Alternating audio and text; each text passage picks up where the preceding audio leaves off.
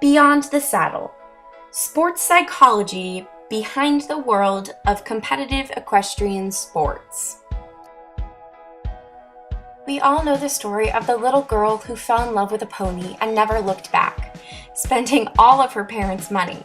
But at the end of the day, it was worth it. It was worth every penny spent. Horse show after horse show, it proved to be worth it. Even if that meant getting up at 3 a.m. to head to the barn and prepare for the show, brushing your horse, braiding,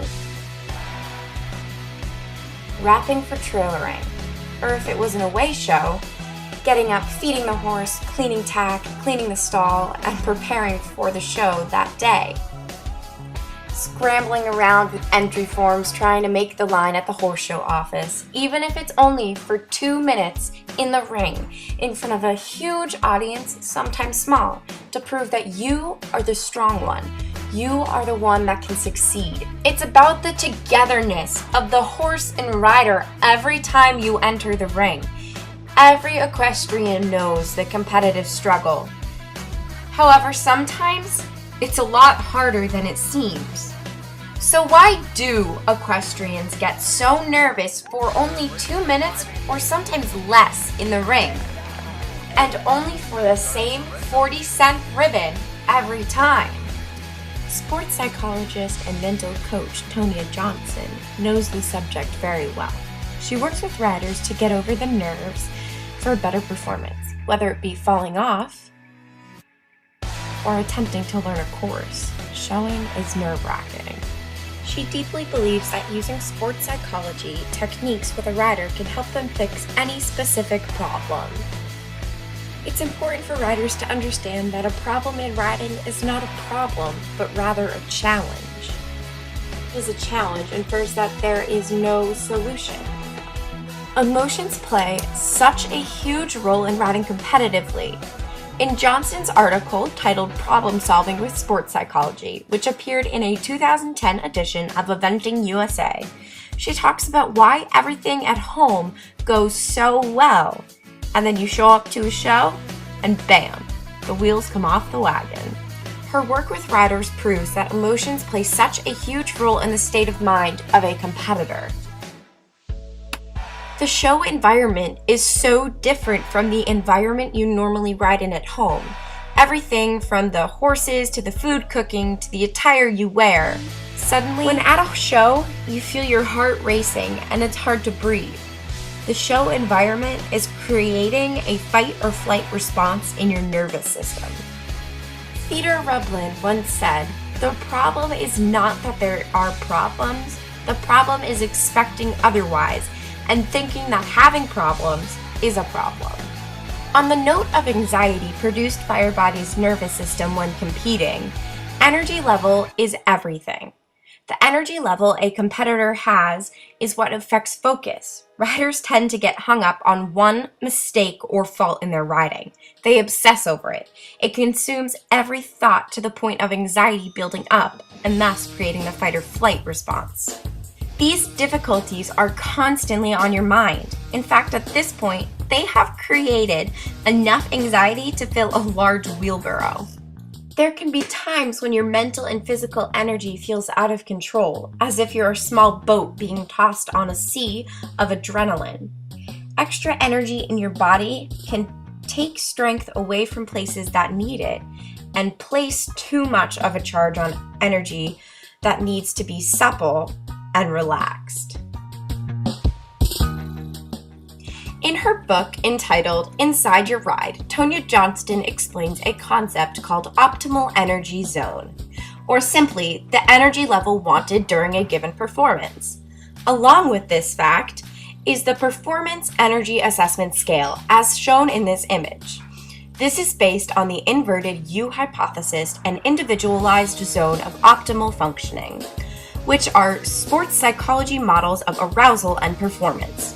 The inverted U hypothesis predicts that as arousal, or in this case energy, increases from low to high, the rider's performance progressively increases. An optimal level of energy and best possible performance are achieved at a certain point, which varies by the individual. If energy continues to increase past that optimal point, performance will decrease, either slowly or dramatically, again, depending on the individual. For this image, which is the Performance Energy Assessment Scale, but this time shown with numbers, Tonya Johnston explains that the numbers 1 through 4 depict energy that is below your optimal. You feel varying degrees of tired, lethargic, weak, and unfocused. This would result in a subpar performance. However, the number 5 depicts your ideal level of energy, strong, energized, and focused, which would create the best and ideal performance. On the other end of the bell curve, the numbers 6 through 9 depict energy that is too high. You're feeling nervous, tight, and stressed, creating a performance that is less than your best. On the same note, the Goldilocks Guide to Understanding Your Energy explains the symptoms that can come along with the various energy ranges. Too much energy, numbers 6 through 9, causes a reaction in your nervous system, thus causing a chain reaction.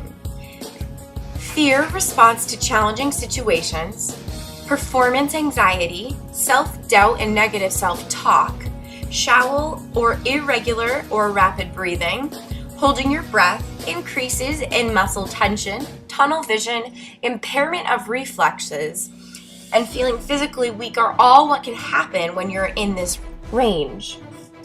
Too little energy, numbers 1 through 4, causes fatigue, boredom, distraction, physical weakness, lack or diffused focus, poor planning, and slow reactions.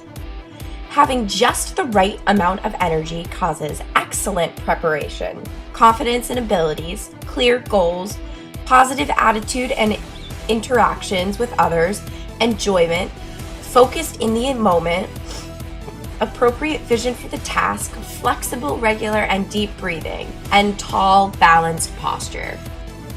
Emotions: happy, sad, anxious, angry.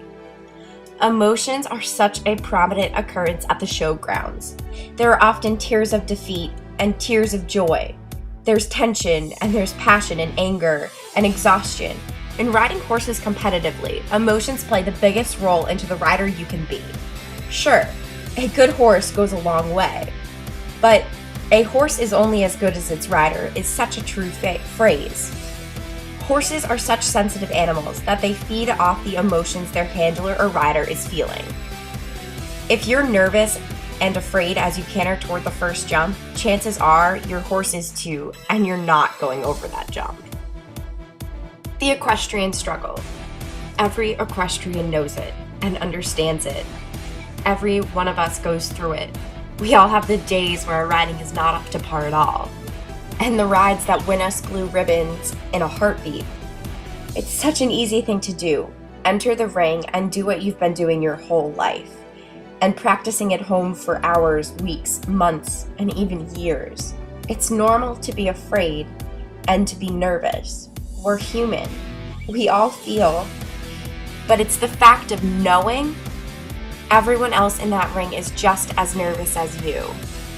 And truly, there is nothing to be worried about other than staying on and walking out of the ring, knowing you accomplished something great, making it through.